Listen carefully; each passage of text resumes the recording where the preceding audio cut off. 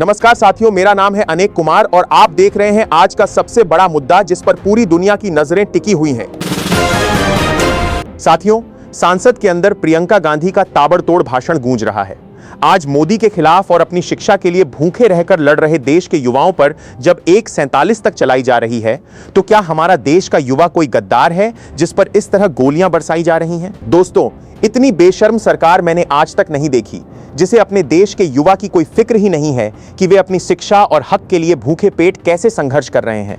उठो, जागो और इस अन्याय के खिलाफ अपनी आवाज बुलंद करो, क्योंकि जो युवा अपनी शिक्षा और भविष्य के लिए लड़ना छोड़ देता है उसका कल कभी सुरक्षित नहीं हो सकता। इसमें आपकी क्या राय है? इसे कमेंट में बताइए और चैनल को सब्सक्राइब करिए। तो साथियों, आप पहले इस वीडियो को देखिए। देश के युवाओं पर पैलेट गन्स और AK-47 चलवाने की क्या आवश्यकता थी? क्या वे आतंकवादी थे? क्या आतंकवादी हैं? टेररिस्ट हैं? हाँ, कांग्रेस बोल रही है। हाँ, कांग्रेस बोल रही है। जवाब दीजिए, जवाब दीजिए।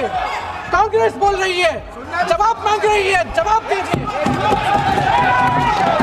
देंगे? किसने ऑर्डर दिया? किसने ऑर्डर दिया पैलेट गन्स चलाने के लिए?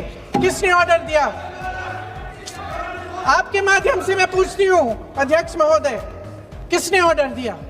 प्रधानमंत्री जी ने दिया? गृह मंत्री जी ने दिया? जवाब देंगे? कुछ दिनों पहले हम राम मनोहर लोहिया अस्पताल गए थे। पुलिस लाठीचार्ज में घायल दिल्ली की उस छात्र की स्थिति जानने के लिए जो ICU में अपनी जिंदगी की सबसे बड़ी लड़ाई लड़ रही है। हमसे कुछ ही समय पहले आदरणीय स्वास्थ्य मंत्री जी श्री JP नड्डा वहां गए थे और उनसे कुछ समय पहले अन्य नेता भी गए। जब तक हम वहां पहुंचे, उस लड़की की मां नेताओं के आने जाने से गुस्से में थी। किसी की पीड़ा का मजाक नहीं उड़ाते, कोई भी हो, किसी की पीड़ा का मजाक नहीं उड़ाते। आप संसद में बैठे हैं, निशिकांत जी आप बना रहे हो। जब तक हम वहां पहुंचे, उस लड़की की मां नेताओं के आने जाने से गुस्से में थी। किस लिए आए हो? उसने ICU के दरवाजे के बाहर खड़े होकर हमें पूछा। हमारे सामने कांपते हुए हाथ जोड़े, कहने लगी कि धन्यवाद, आप आए हैं, ठीक है, मगर मुझे किसी से नहीं मिलना, मुझे किसी से बात नहीं करनी।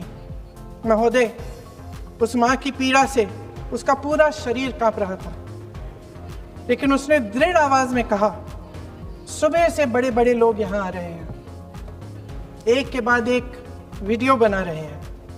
वह भी आए जिन्होंने मेरी बेटी का ये हाल किया है। किस लिए? उसने हमसे पूछा, किस लिए? मेरी बेटी की बलि तो चढ़ गई है, लेकिन उसे कुछ भी हो जाए तो मैं उसके लिए अपने आप लड़ूंगी। मुझे किसी की मदद नहीं चाहिए, मैं अकेले लड़ लूंगी। महोदय, शायद मुझे यहाँ खड़े होकर सबके सामने ये बात नहीं कहनी चाहिए, मगर उस माँ की गुहार ने मुझे शर्मिंदा किया। उसके दिल के टूटने की वो आवाज़ जो अस्पताल की दीवारों से में गूंज रही थी, मेरे मन में अभी भी गूंज रही है।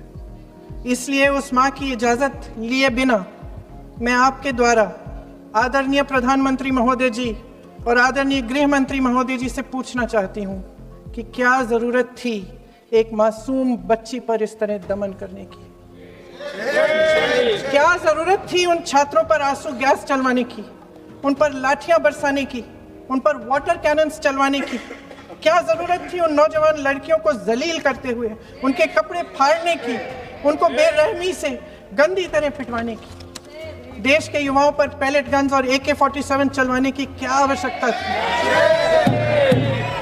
तो दोस्तों, जैसा कि तुमने ये वीडियो देखा, इंदिरा गांधी की बात एकदम सच है। शिक्षा के लिए संघर्ष कर रहे देश के युवाओं के खिलाफ मोदी सरकार ऐसी तानाशाही और दादागिरी नहीं कर सकती कि उन पर गोलियां चलाई जाएं और गैस के गोले फेंके जाएं। उठो, जागो और मोदी सरकार की इस दादागिरी के खिलाफ आवाज उठाओ। इसमें आपकी क्या राय है? इसे कमेंट में बताइए, चैनल को सब्सक्राइब करिए और आइए अब बढ़ते हैं आज की अगली खबर की ओर।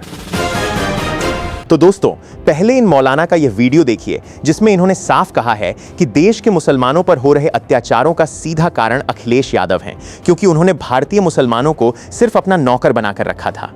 और आज जो योगी आदित्यनाथ इतना खुलकर बोलते हैं, वह सब उसी अखिलेश यादव की नीतियों की देन है।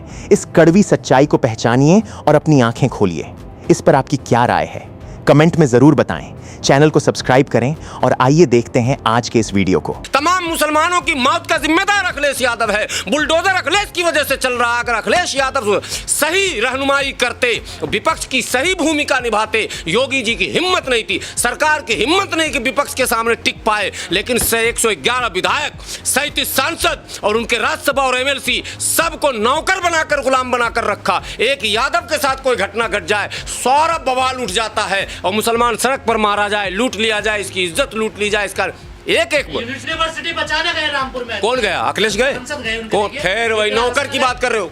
अबे नौकर है ये, पिल्लू है, मच्छर है, मक्खी है। मक्खी भी आप इत्मीनान से भगा सकते हैं, इसकी हिम्मत है मुसलमानों की बात करने का। अखिलेश यादव बैठे जाके वहाँ। अखिलेश बिल्कुल बैठे नहीं, पूरे सांसद, विधायक, जाति, नेता, कार्यकर्ता सबको बोलो यहीं आके बैठो, तब मैं देखूं। यूनिवर्सिटी के गेट। यस का गेट का पूरा रामपुर, पूरा लखनऊ, पूरा इतना सपा का कार्यकर्ता, 37 सांसद, कम से कम 3-3, 4-4 लाख वोट लाए होंगे। तो 30 या 90, 30 कम से कम 10 लाख लोग होते हैं। 10 लाख तो सांसद लाएंगे और 111 विधायक 1-1 लाख लाएंगे तो 1 करोड़ से भी ज़्यादा लाएंगे। फिर इनके जिला पंचायत लाएंगे, जिला अध्यक्ष लाएंगे, कुल 5 करोड़। 5 करोड़ आदमी को लेकर बैठो ना। अखिलेश यादव तो जंतर मंतर पे भी नहीं आए, उनकी वाईफाई कैसे नहीं आए? क्या बात कर रहे हैं आप? प्रधानमंत्री आवास नहीं घेरने गए? आवास घेरने गए। अरे भाई, आवास घेरो, निवास घेरो, वनवास घेरो, कुछ तो किए तुम। क्यों किए? हमारे लिए क्यों नहीं किए? यही तो सवाल है मेरा। तो आप चाहते हैं कि हिंदुओं के आंदोलन, हिंदू मुसलमान, फिर वह हम कर रहे हैं हिंदू मुसलमान, क्या अखिलेश कर रहे हैं हिंदू मुसलमान? जब योगी खुला कह रहा मुल्ला को हम टाइट कर देंगे, तो अखिलेश क्या कर रहे हैं? बोले मुल्ला को कर देना टाइट, हमको छोड़ देना। कहाँ कह रहे हैं विरोध करते हैं वो? हट, झूठ मत बोलिए हमसे। अखिलेश यादव पर ईडी का रेड हुआ? नहीं हुआ। क्यों नहीं हुआ? घोटाला नहीं किया? घोटाला है पूरा, पूरी संपत्ति पूरा उत्तर प्रदेश 12 से 17 में लूट लिया। 2012 से 17 में पूरा उत्तर प्रदेश लूट लिया। मुसलमानों का सारा हक लूट लिया। मुसलमानों को बोला 18% रिजर्वेशन दूंगा, नहीं दिया। मुसलमानों के साथ धोखा किया, मुजफ्फरनगर में दंगा करा के मुसलमानों को धमका दिया।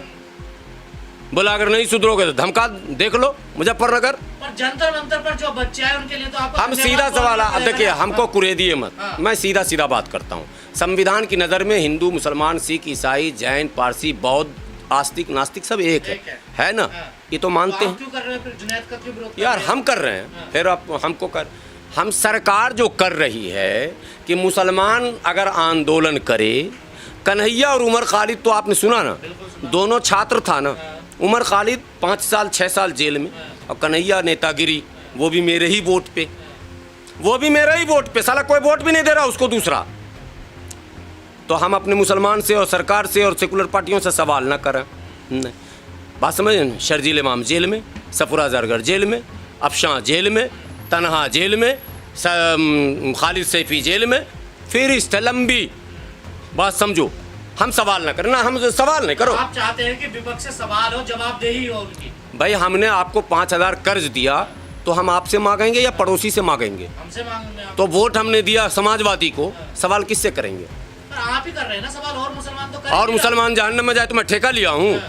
मेरी बात ना समझ में आए तो मैं ठेका लिया हूँ? आप हमसे ना सवाल कर रहे हो जी। दोस्तों, तुमने ये वीडियो देख ही लिया होगा और अब तक साफ हो चुका होगा कि किस तरह राजनीति की बिसात पर आम जनता और उनके मुद्दों का इस्तेमाल किया जाता है, जबकि पर्दे के पीछे असली खेल कुछ और ही चल रहा होता है। इस पर आपकी क्या राय है? नीचे कमेंट में जरूर बताइए और चैनल को सब्सक्राइब करें।